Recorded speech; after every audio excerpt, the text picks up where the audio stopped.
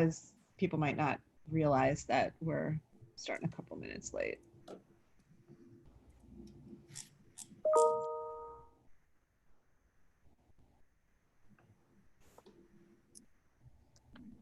You want to start? You want me to? Yeah, if you want to go for it. Or... Yeah, and it'll take just a few seconds for everyone to come on in. So here we go.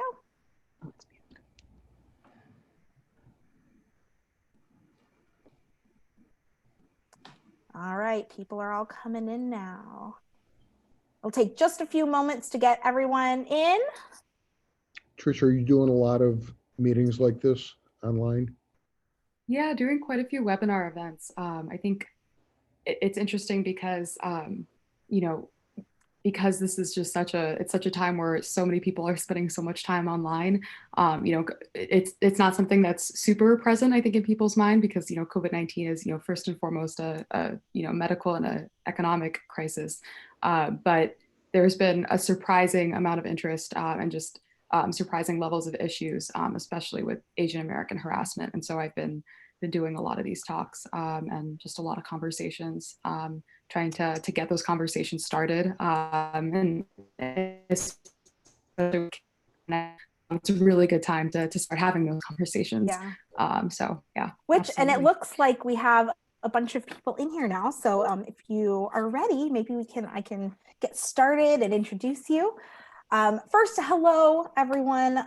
I wanted to say hi, send greetings. My name is Rachel Lucy Hitt. I'm the Education Director at the Holocaust Memorial Resource and Education Center of Florida. On behalf of the center, I really just wanted to welcome you all here today for Digital Positivity, Keeping Kids Safe Online, with our feature guest speaker, Trisha Prabhu. We are not only on this Zoom call, just so you all know, one, we're going to be recording this today. For anyone that's not able to be here, we'll be posting it on our website after the event. But also we are making sure that we are as inclusive as possible. And some folks were not able to get on the Zoom call. So we are live streaming to our YouTube Live. So anyone that's on there, hello, welcome. Please know that there will be time for questions at the end. If you're on our Zoom call, please feel free to type that into the chat. But if you're on our YouTube Live, feel free to leave a comment there, ask a question. One of our staff members, I think actually Serena, is going to be monitoring that. And so anything that any questions you have, she will make sure that it gets over to us here in the Zoom, so Trisha can address that. But so in addition to Holocaust education, one of the things that I oversee, many of you know about our Upstander Stand Up to Bullying program. And, you know, when we had to, at least temporarily for the time being, to close our museum doors, many of us at the center, we were a little concerned, right? We were a little concerned with all of the, even the distance learning that many of our students are experiencing right now, that increased screen time, what some of the unintended consequences could be of that. It's wonderful that the technology is there and the capabilities are there, but it also poses some challenges. And so we really wanted to talk about cyberbullying. And so we called our contacts around the country, experts in the area of cyberbullying. And so what we've been able to put together are a series of resources. Today, we are addressing specifically, right, for parents and teachers and caregivers and educators, adults, to have this kind of resource and conversation. But we will also be doing a workshop. Trisha will be doing a workshop on Friday, specifically geared towards middle school and high school age students. So I really want to encourage you to encourage the students in your lives to attend that as well. But so when I was reading and getting to know Trisha, reading her bio, first of all, absolutely amazing. And I don't even have the time today to list all of her accomplishments, right? but she is the founder, CEO of Rethink. You'll be hearing a lot about this technology today. But she's been featured on multiple TED Talks. You may have seen her actually on TV on ABC's Shark Tank. That's something else that you may have like noticed or have seen her before. But just to give you a smidgen of the awards and accomplishments that Trisha has, it was absolutely overwhelming, but she was invited to showcase her work at the White House, invited by President Obama and the US State Department. She was named a 2014 Google Science Fair Global Finalist. She was awarded in 2016 the MIT Inspire Aristotle Award. In 2016 again, the WebMD Health Hero of the Year Prodigy Award. She's received anti-bullying, the Champion Award by the International Princess Diana Awards. I mean, the list goes on. And not only that, but she started all this work when she was 13. And now she's pursuing her undergraduate work at Harvard University. So I think that pretty much even just scratches the surface. So I'd love to turn it over to Trisha so she can share a little bit with us about herself, her journey, and the work that she's created. Trisha? Awesome. Thank you so much, Rachel. I want to start by just extending, my sincere thanks to the center and to both Lisa and Rachel for reaching out, getting in touch with me about this. I don't think that there's ever been a better time for us to have a conversation about youth and the internet, because now we have 5- and 6-year-olds taking Zoom meetings for their classes, and so just the digital landscape has so many other things, has rapidly evolved and changed in the last couple of months. And so I want to thank you both for this platform, for giving me this opportunity, and for having that sense and that foresight to think this is going to be an issue, and we need to have this conversation. So the work that y'all do is incredible, and so I'm just really honored and excited to be a part of it. Really excited to be here with everyone today. And so I'm just going to go ahead and get started by introducing myself, doing a little bit of an outline of kind of what I hope to talk about today, and then I'll dive right into my presentation. Folks usually have quite a few questions at the end, so love to entertain any and all questions, and just really excited to kick things off. So I'll start by introducing myself. Hi to everyone. My name is Trisha. I am 19 years old, and I'm a sophomore at Harvard University, where I'm studying government and tech science. So as you'll learn, I'm very passionate about understanding how technology is affecting our society and vice versa, what we can do to tackle some of the critical issues that technology poses for society. And the one issue in particular that I'm super passionate about is cyberbullying. And for me, my kind of journey and my history with cyberbullying started when I was 10 or 11 years old. It was in the 6th grade. Up until that point in time, I was what you consider to be a relatively normal teenager. There wasn't anything particularly unique about me, but I did grow up in a neighborhood that was, definitely homogenous. I was one of a few people of color in my neighborhood, on my block, and that meant that I was different. And being 10 or 11 and being in 6th grade, a lot of people are scared to be different, and I knew I certainly was, and so was bullied quite a bit in school, but had friends, felt like I had a community, felt like I was safe at home. And then that all changed after some girl drama, which is what we'll talk about, is rather interestingly the source for a lot of bullying and cyberbullying. After some girl drama with my 2 best friends who I thought I'd have forever. And they decided, that I had to pay. And so what that meant was, it meant that people started sending me horrible, awful messages, sometimes anonymous. I'd later find out that, the 2 of them were often behind a lot of them. But it was everything from, you look like a monkey, to you look like a terrorist, why do you always smell like curry, to just some of the worst, awful things, exposing my weaknesses, exposing the boys that I liked, sharing, secrets with the school. And so, in a couple of weeks, I went from being normal to being an outcast. And being excluded. And it's a horrifying experience when it happens to you, but it's even more horrifying when you're 11 and the world is your mirror. And the way you see yourself is, you're still trying to figure out who you are. So the way you see yourself is you often turn to the world to tell you who you are. And if the world tells you, you're a big piece of trash, that's what you're going to believe. And so, I lost interest in a lot of the activities that I was involved in. My grades slipped, and my parents just couldn't figure out, why is she suddenly so unhappy? And, just seems different, seems off. And of course, I was afraid to tell them.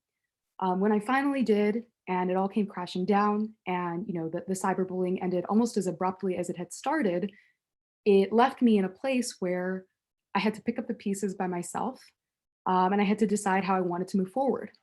And for a very long time, my decision was, I'm going to forget that this has ever happened to me. I'm just going to push it out of my mind. It's going to be a part of my past, and I'm never going to think about this period of my life ever again. And that ended up changing when I read some stories about other young folks who had faced the same thing that I had faced. So I'm going to go ahead and share my screen. Go. Good.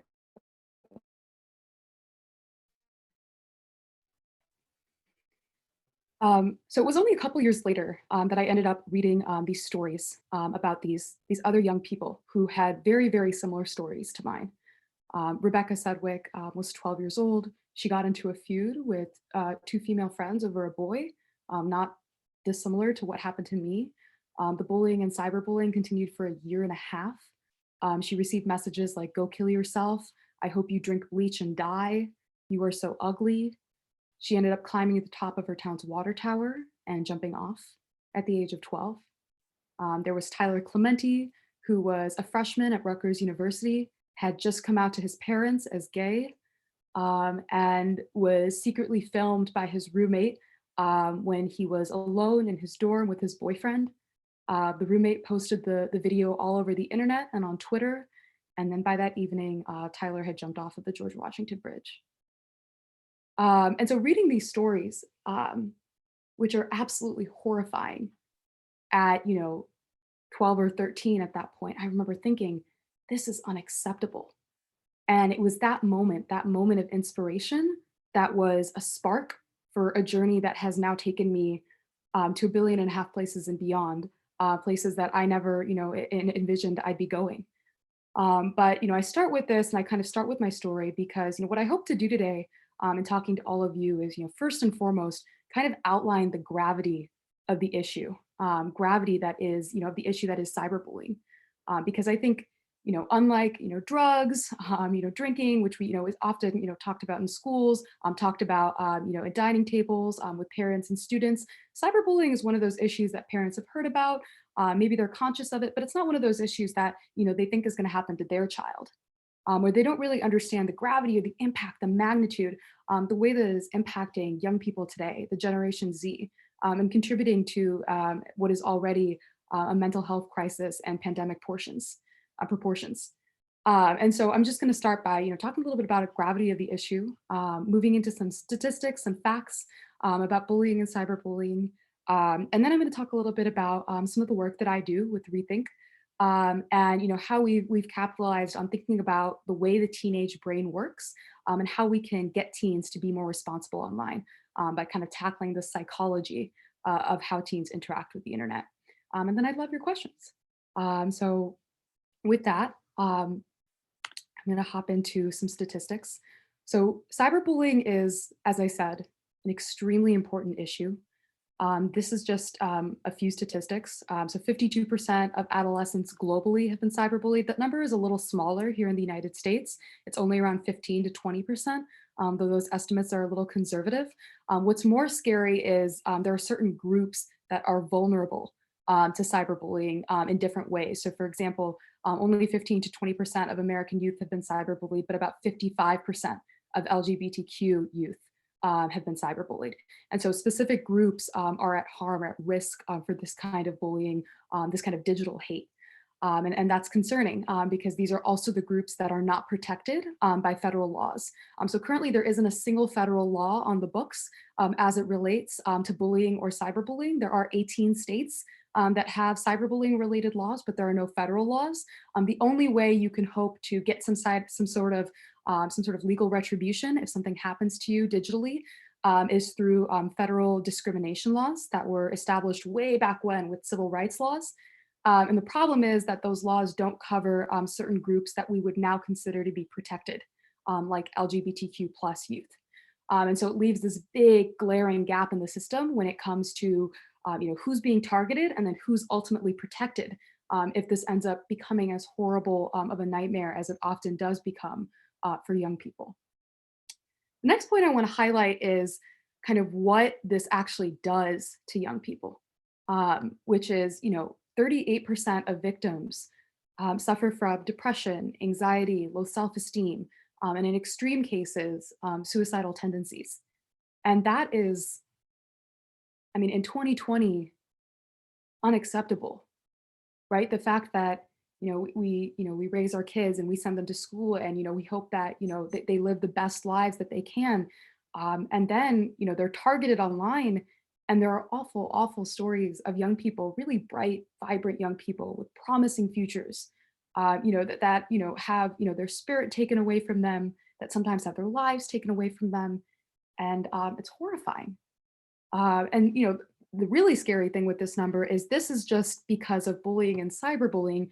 This is compounding what is already a mental health crisis for young people, right? A lot of young people are struggling with mental health today. The CDC recently reported that it had overtaken teenage pregnancy as one of the #1 youth issues in America. And now we have this other stressor on top of all of that that is contributing to and accelerating this pandemic. So that's really scary.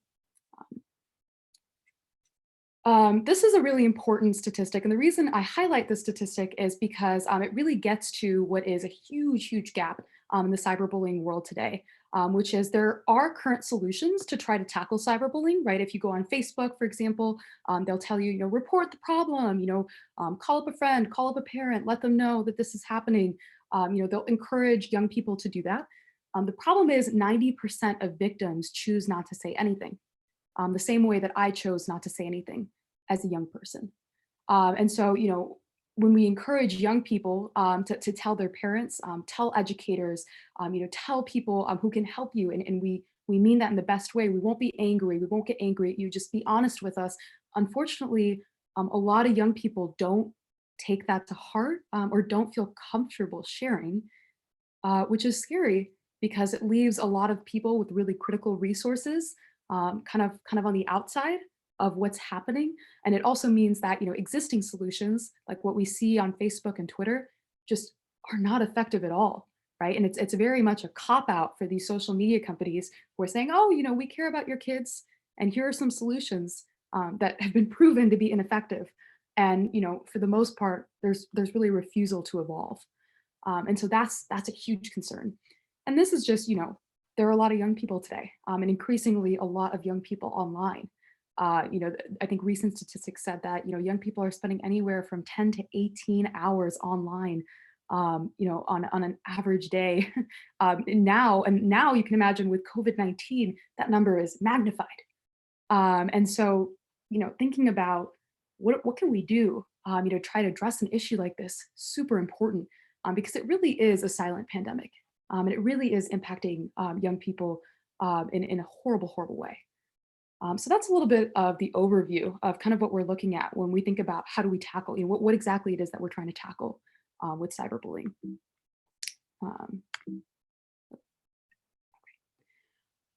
So who's at risk? This is a question I get a lot from parents and educators, which is why I kind of devote a slide to it. I've talked a little bit about, members of the LGBTQ community are cyberbullied at, 3 times the rate that other youth are harassed. So I've talked a little bit about that, but some statistics that are often a little surprising. The most commonly targeted and impacted group for cyberbullying are teenagers aged 15 to 17. That's usually not super surprising to parents, but it does mean that, in terms of where we're having these conversations, in terms of when we should be having these conversations, should probably be around the time that a young person gets a phone, which is still, around 12 to 13, but that number keeps dropping because younger and younger kids are either getting access to devices or are on devices, anywhere from 5-year-olds all the way up to 10 or 11-year-olds. So this remains the most commonly targeted or impacted group, but that number is unfortunately trending downwards. And so then that means that we need to start having these conversations earlier and earlier, and sometimes earlier than parents and educators realize. And so whether that's adopting something cyberbullying related into a curriculum, or having a conversation about this well in advance of your teenager getting on social media, that's super important. The other thing that I find super surprising, well, I guess I don't, because I've been a victim of cyberbullying, but I think a lot of people find this surprising, is females are twice as likely to be both the perpetrators and the victims of cyberbullying. And so I think a lot of people, you have this stereotype in your mind of, oh, aggression, that must be men. Not quite. As it turns out, it really is women who are often targeting other women. And that makes up the vast majority of cyberbullying, is women targeting other women, or women being victims. The other thing that we see are women being sexual victims, especially today. Sexting is a huge issue that's on the rise. I'll talk a little bit about what we're trying to do to combat that issue specifically. But that is another huge issue, is just that people don't realize, is they don't think, oh, there's this perception that parents have, oh, it's my child, that's this young girl, she's she's so sweet and nice, and we have this kind of stereotype that unfortunately can sometimes be to deter really targeting the issue where it's hitting. So that's a little bit about who is at risk. And so from here I want to talk a little bit about with this issue kind of laid out, with kind of a good understanding of, okay, this is what this issue is doing to people. Where that left me at 13, having read that story online and thinking to myself, oh my goodness, this is terrible. I know exactly what it feels like to be on the receiving end of these messages. And I also know that it needs to change. Something has to be done, but what? Deciding I wanted to be an upstander, I wanted to do something, but just not really knowing where to start in terms of the drawing board. How do I come to a solution to address cyberbullying? And so I kind of started by asking a question that I think a lot of people have, which is why? Why are these young kids so willing to go online, say these horrible things to each other, and often at ages where they already know what is right or wrong, right? It's not like at 13 or 14, our eighth graders and ninth graders don't know that saying something mean to someone is wrong. So it doesn't seem to be an understanding issue, but they're so willing, to say these horrible things. And why is that? That was the question that I was kind of left with at 12 and 13 when I was thinking about this issue. And so I started to do some research, and specifically I did some research into the adolescent brain, which you can see on the slide here. And what I found was super fascinating. And specifically what I found is the way the brain develops is rather interesting. It actually develops from the back to the front, and all of our brains develop that way. And so it starts at the back here, you have your visual skills back there, and comes all the way up to the front. And so that by the time you're 26, your brain is fully developed. But before then, it's actually still a work in progress. And that's the reason that, there are lots of activists who say the drinking age should be raised because our brains still aren't developed at 21. That's the reason that there are certain age groups that are deemed oh, you can't have this substance, drink this, whatever it is. It's actually because it interferes with brain development, and that is the most concerning thing. And so what I found was super interesting is by the time you're 13, 90% of your brain is developed. So like pretty much everything is developed except for this front part right here. But it takes the brain another 13 years to develop just this front part, this top 10%, right at the front, right over here. And I thought, wow, that is so interesting. Why would it take 10 years to develop, just 10% of the brain? There's got to be something really important, going on up there. What is happening up there? So I did some more research, and I found out that this front part of the brain is what we call the prefrontal cortex. And it controls decision-making and impulse control. And so that's the reason why we see in a lot of teenagers this inability to think through the consequences of a decision, and to think through how a decision can impact other people. Think through how a decision can impact yourself. So by the time you're 13 and 14 years old, almost all of your brain is developed, but this front part, this part that controls decision-making, impulse control, emotional maturity, thinking through decisions, and making the right decisions, is still developing and growing. And it's kind of learning from the experiences that young people are having, which is part of the reason that there are plenty of adults that struggle with decision-making as well. And so I thought, wow, that is so interesting. We are handing young people immense power in the form of these tablets and these devices. And we're not thinking about the fact that they're literally psychologically not equipped to make the right decisions, right? They're not equipped to think through, looking at a black screen, oh my gosh, this could actually hurt someone, or sending a message anonymously, oh my goodness, this is going to actually come back to hurt me. They're not thinking about that. And so, my idea that, I eventually came to is, what if I forced young people to think about what they were doing? What if I, as you'll see here, and as I'll talk about a little bit more, what if I forced them? I said, hey, hold on. What you're about to do, it can hurt someone. It can really, really damage someone. Are you sure you want to do this? Are you sure you want to send this message? Would they still respond in the same way by sending this message? Would they still send the message? That was kind of my moment of illumination. I thought, that's a really interesting idea. If we can capitalize on youth psychology, and come up with a solution that really forces young people to dig deep into their conscience, we could make a huge, huge impact. And so that is how Rethink was born. And so the Rethink technology today does just that.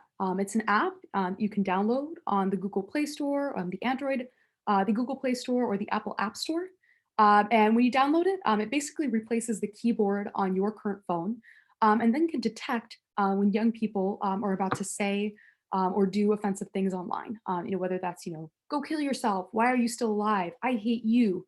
The app can detect that, and then it'll prompt the young person, whoa, hold on.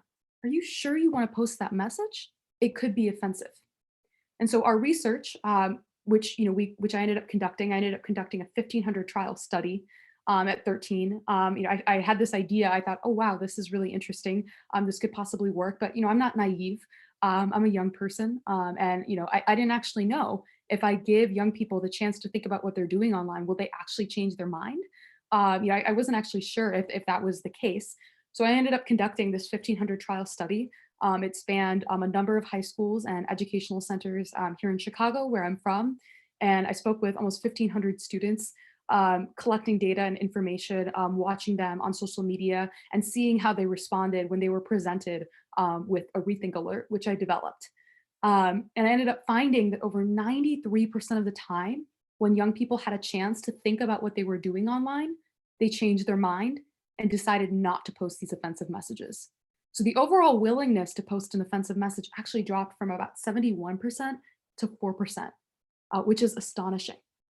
And so this ended up, I was, at 14 then, kind of sitting on the world's most proactive solution to address cyberbullying, and was thinking to myself, oh my goodness, the potential for this is enormous. The potential for impact is enormous. And Rethink can be so much more than an idea. It can be a technology. It can be a movement, right? The app is one thing, but just having a mindset that we're instilling, in homes and in classrooms, that young people are thinking really critically about the decisions they're making online, thinking really critically about what it means to be a digital citizen. That can have, a ripple effect that is stretches far beyond just one student. And that was my vision. And so from there, I decided to make it a reality. Didn't really have a lot of skills, definitely didn't have a lot of relevant experience, but definitely had a lot of passion for this issue, and knew that something had to change. And if no one was going to stand up and be the change, then I wanted to do that. And so that's where we are today with our global impact. Rethink is now a social enterprise. As Rachel mentioned, we've reached 50 million. We're hoping to reach 50 million students by 2025. Today, we've reached about 5.5 million students globally. Sorry, this number is outdated.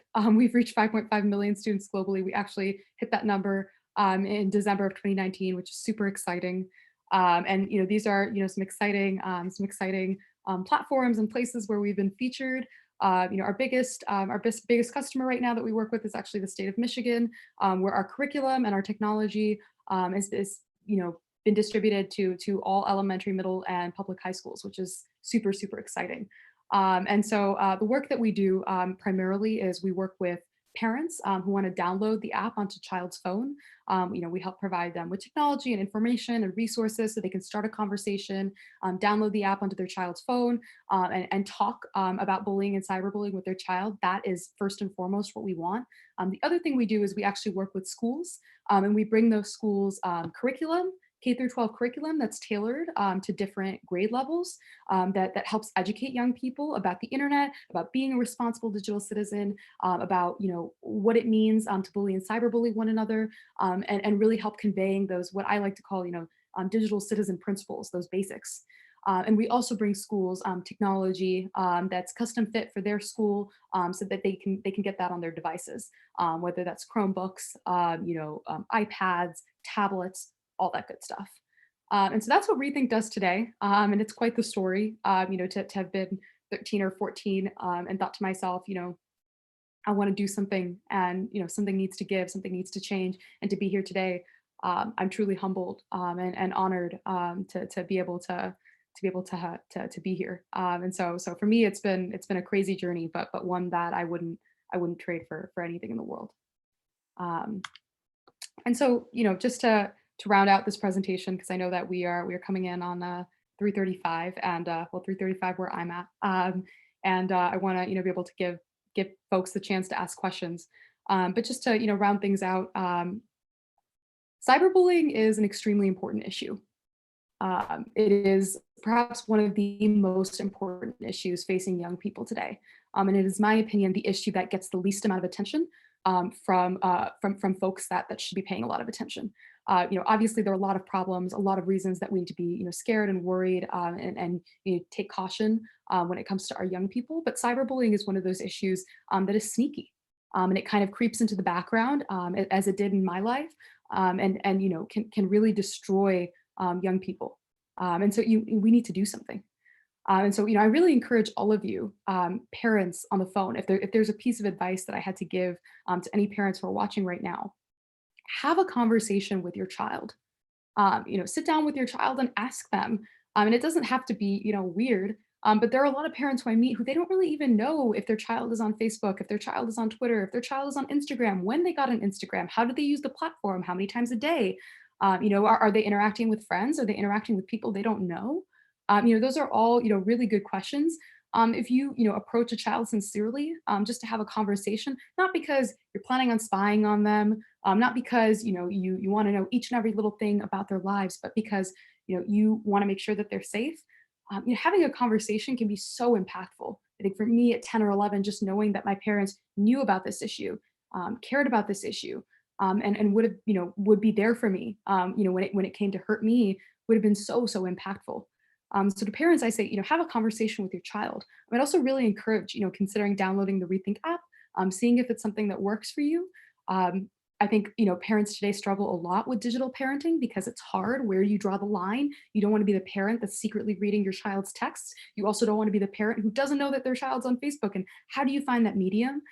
We often like to say at Rethink that the beauty of a technology solution like this is we're empowering young people to make the right decisions, right? We're empowering them to make the right decisions, and we're helping teach their brains, not just online, but offline, how to make critical decisions when in the heat of the moment, they might feel like they want to say something awful to someone else. And then to educators, I would just really encourage, first of all, thank you guys so much to parents and educators. Thank you all so much for the work that you're doing right now. And happy Teachers Appreciation Week, totally separate, but I do want to say that if there's any way that you can think of incorporating some sort of anti-hate curriculum into your day, into some of the work you do, whether it's in health class, maybe it's not your classroom, but maybe it's another teacher's classroom, in a way that curriculum can reach young people, it can be tremendously impactful. Because fact is that young kids just don't know a lot about our internet. We use the internet a lot, and we don't really remember a time before the internet, but we don't actually know a lot about our digital footprint or statistics when it comes to cyberbullying, or the consequences of cyberbullying another individual, both legally and personally. We don't really know a lot about that, and that's an issue. And so, if we're going to be at school and we're going to be learning, about all sorts of important topics, from drug use to sexual education to whatever it may be, putting cyberbullying on that list of topics that need to be discussed, I think is super important. So with that, I will stop. I will stop babbling. I will let anyone and everyone who has a question go ahead and ask. Thank you for sticking with me through what I know was probably a very lengthy conversation, because when I start talking, it's hard for me to stop. So if anyone has any questions, I'd love to answer.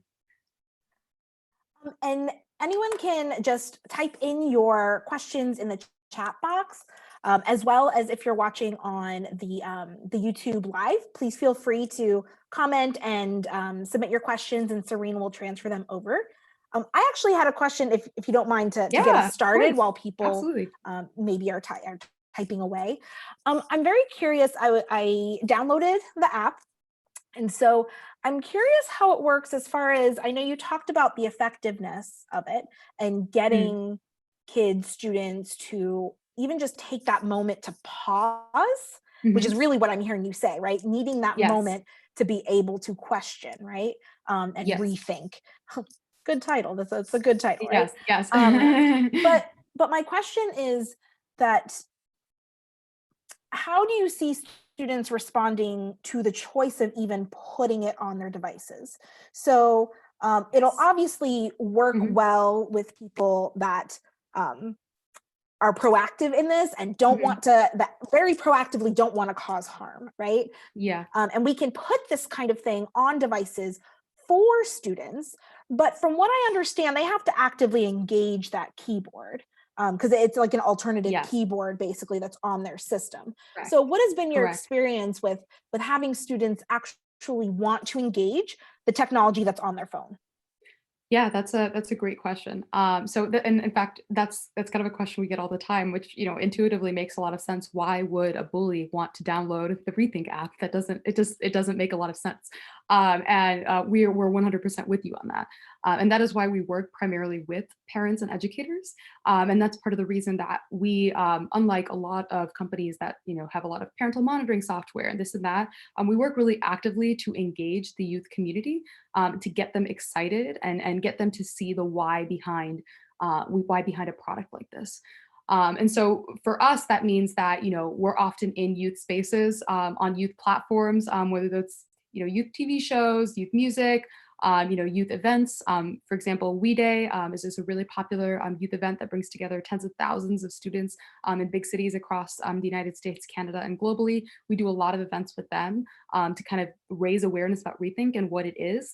And believe it or not, kids are pretty interested. To kind of get a sense for, what is this? And this is really cool. And, here's another 19-year-old. She's not 40 and, pretending to know what the internet is about, or pretending to have lived, through the experiences we've lived through. She kind of has, she kind of gets what's going on. She's cool. I can kind of relate with this. And so we do a lot of youth outreach to kind of, really build our brand and make our brand attractive to young people. The other thing we do is again, like I said, we work a lot with educators and parents. And for young people, often, when parents are interested in doing any type of digital parenting, they much rather prefer a Rethink keyboard that gives them the choice, gives them a little bit of freedom and autonomy to make the right decision, as opposed to, hand over your phone, young lady. I want to see who you've been texting, when you've been texting them, what did you say? When you have to choose, a lot of young people are quick to pick the first option. They want option one, they don't want option two. And parents are like, well, this seems like a fair compromise, especially if X, Y, and Z person, my child hasn't given me a reason to not trust them. This is, a fair, middle ground. And so kids often are pretty open and willing to get on the program with that. The other thing I'll say is, apart from young people, I'd say, once we start getting into, older teenagers and even young adults, there are a lot of young adults and adults who often say, like, wow, I really wish that I had this for my work email. Like, I do know why I need this. Like, this is a serious issue. Like, I really relate to this. And so, as they get older, some of them are a little less concerned about, a little bit more open to understanding kind of the use of something like this. But it's definitely a struggle. It's kind of the area where we are. What's the reason why we encourage conversations? It's the reason why we do so much outreach, why we work so much with parents and educators. It's because we know that we can't, tell everyone, hey, all cyberbullies, download this app. We know that's not going to happen. And so we try to get creative about how to make Rethink attractive and how to make Rethink something that kids will want to use. Okay. So I think Lisa asked a question. Do you see this being your life's work or do you plan to do something else? That's a great question. I don't know. I think my parents would love to know the answer to the question. Do I plan to go to grad school, et cetera, et cetera? I have no idea at this point. I do know that this is an issue that is near and dear to my heart. And I think being a young person and creating something for other young people, an issue that disproportionately impacts young people is something that I'm extremely passionate about. And so, for now, I don't see myself going anywhere, especially as we continue to grow and make an impact. This is what I hope to do. But as I often tell people, if in 50 years I'm off somewhere doing something to make an impact, I will be very happy with myself. So, okay. Is there a set format you want used, or is the app alone with proper education sufficient? So I'm assuming that question is in regards to like how to go about educating a student. So yeah, I mean, I would say what we often do. So I mean, just to give you a little bit of context on how we approach curriculum and education at Rethink. So we have different levels of curriculum and education for different grade groups. So obviously some topics are more pertinent to certain groups. So for example, sexting is more than likely not pertinent to 8 or 9-year-olds, but unfortunately is very, very pertinent to 17, 18, and 19-year-olds, right? So it's a different, age group, different topics. And so that's the first thing that we want to highlight is, what you're talking to your child about or students about can really differ depending on the age group. So that's really important. And then I think, there's so many different components.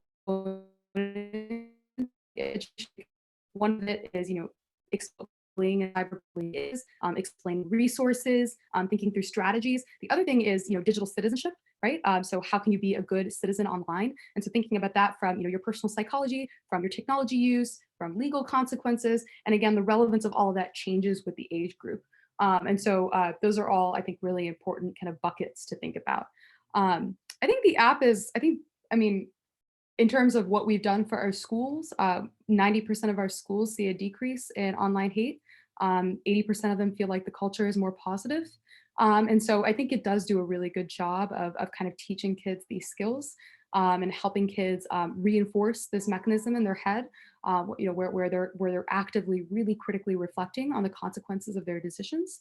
And so I think, in combination, you can have a huge, huge impact with both of those things. But I do think that it's, it's always greater than that. I would never like to say that, you can reduce cyberbullying or any type of bullying education to just this. I think it is a combination of experiences, of environment, of conversations with parents and people you admire, and with values that are instilled from a really young age. But I think in some can absolutely make an impact. Okay. Is there any legal consequences for the cyberbullies when it's yeah, so that's a great question. So there are usually legal consequences for a cyberbully when it comes to any type of death. So for example, in Rebecca's case, the two girls, their names were kept confidential because they were minors. They ended up, I think, being convicted. I think, I'm not sure if they went to prison or if they went to juvie. They were probably tried as minors. But when there is some sort of death, there usually are some sort of legal consequences. Many of you may have heard of a very high-profile case that happened in Boston last year, where a girlfriend basically texted her boyfriend, maybe I think it was 1,000 to 1,500 times telling him to die. It was a very toxic relationship, to say the least. He actually did a couple days before his graduation, ended up committing suicide. She's now in jail. She was convicted for his death and is now in prison, was tried as an adult. The real problem in terms of legal gaps is when it comes to cyberbullying incidents that don't involve someone dying. So if it's just, for example, this is a really, really awful story, but this 33-year-old man, he was not even a child, just a 33-year-old man, broke up with his boyfriend, and then ended up being a victim of impersonation on an app called Grindr, which you may have heard of, and in fact a lot of young people do use today, which is a whole nother issue that's concerning in and of itself. But he was a victim of being impersonated on Grindr by his ex because his ex was mad at him. His ex ended up sending up to 1,000 men to his home and work, all of them requesting sex. He got into some physical altercations with some of these men. He sued Grindr, and There were no legal consequences because of our legislation, which basically dictates that tech companies like Facebook can't be held responsible for what their users say. So basically, you can never hold, unfortunately, in the United States today, a company responsible. It's very hard to hold Facebook or Twitter responsible. If they don't offer you any support, usually courts will just dismiss the case because it's just, that's what our laws say today. And so that's kind of the biggest gap in terms of legally what you can do about cyberbullying. Could you describe the app of yes, I recognize the cyberbullying, and is it updated regularly? That's a really great question. And so this is a question we get all the time, which is, well, how does the app know what's offensive? Because that's very tricky, right? Saying, I hate the weather versus I hate you, two very different things, right? I'm from Chicago. I really do hate the weather around here. And I'm jealous of all of y'all. I'm assuming many of you are tuning in from Florida. I'm jealous of anyone who's from Florida because, here it's May and like a couple weeks ago it was snowing. So, if I went on Twitter and I tweet, oh gosh, I hate Chicago's weather, will the Rethink app be able to distinguish that from I hate you? The answer is yes. So we use machine learning algorithms and context-sensitive filtering. And basically that means that the app is able to learn. It has an algorithm that allows it to learn what is offensive and what isn't offensive, and it's able to apply that to different contexts and situations. So when you type something with each keystroke, the app is evaluating, putting the letters and numbers together, trying to determine, okay, if I had to give this a risk score from 0 to 5, what is this risk? And then looking at it all together and determining what is the risk. And based off of that, able to make decisions. And then when it makes the decisions wrong, be trained to learn, no, that is offensive, or, oh no, that's not offensive. And so that's how it goes about doing that. In terms of images, that is currently our next big project. So Rethink is available in 3 international languages. We're available in English, Spanish, and Hindi. And so we're working to make Rethink available in more international languages. But the other thing we're trying to do is make Rethink available for imaging. So that way, if we run into issues with sexting, for example, it's a huge issue that's impacting young people. The app can actually detect that picture could be construed as lewd or inappropriate. And so that is something we're actively working on. But that's how the app goes about making those decisions. Is it 100% perfect? No, we won't lie and say that. But we do like to think that we get it most of the time, and we would prefer most of the time over no app at all. Okay, here we go. Did girls? Did they apologize? Thank you so much. That's really sweet. I appreciate that. Thank you. Not really. If I had to be honest, no. We all grew up, and I people sometimes ask me, do I hate the people that cyberbullied me when I was younger?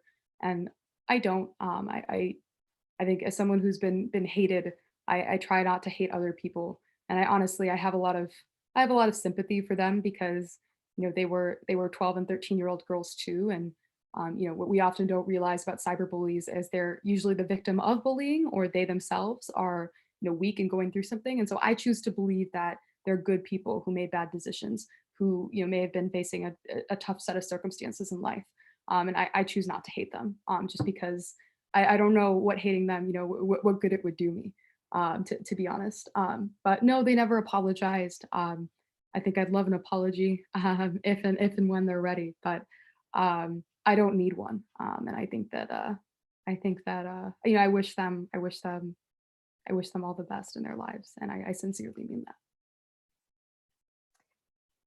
Trisha, we have just a few minutes left. I was wondering, unless anyone else wants to put in a last minute question. I also had another question that I thought you could. Wonderful.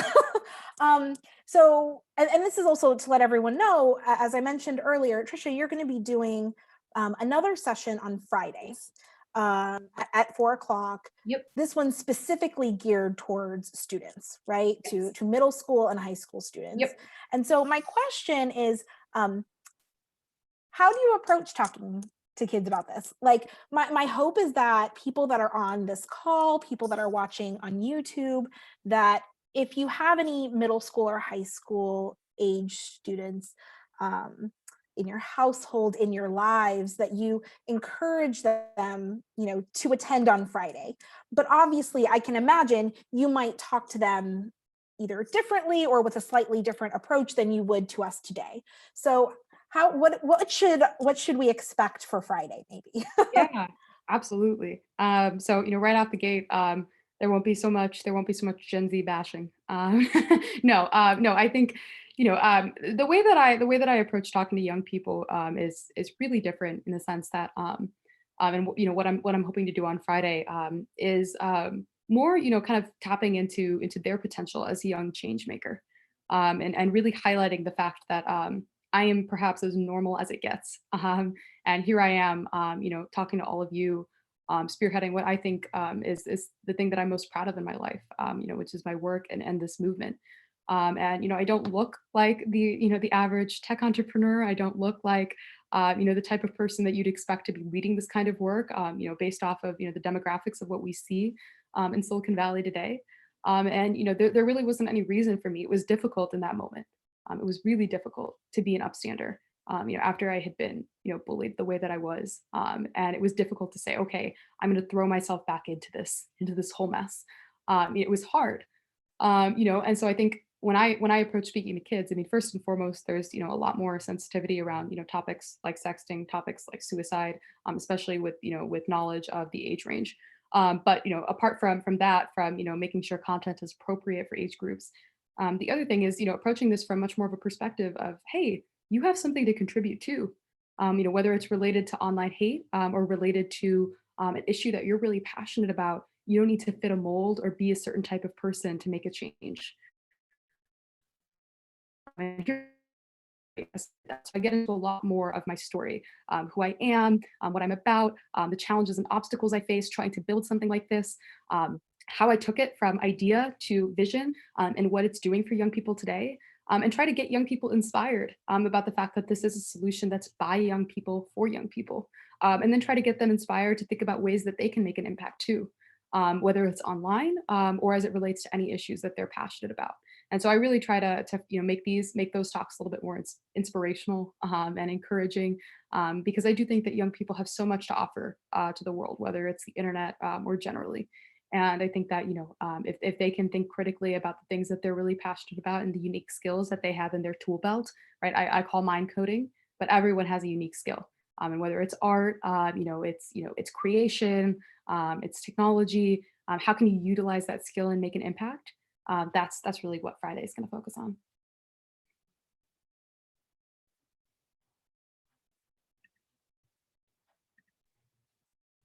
I think we do have 3 minutes left. One last question came in the chat box. I don't know if you can see that. Seems to me that your app does.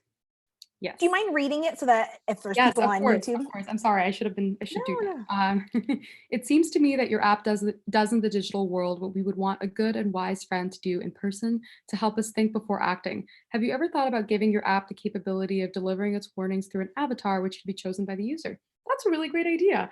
We've actually done, first of all, love the idea. We've actually done some research on the efficacy of the alert.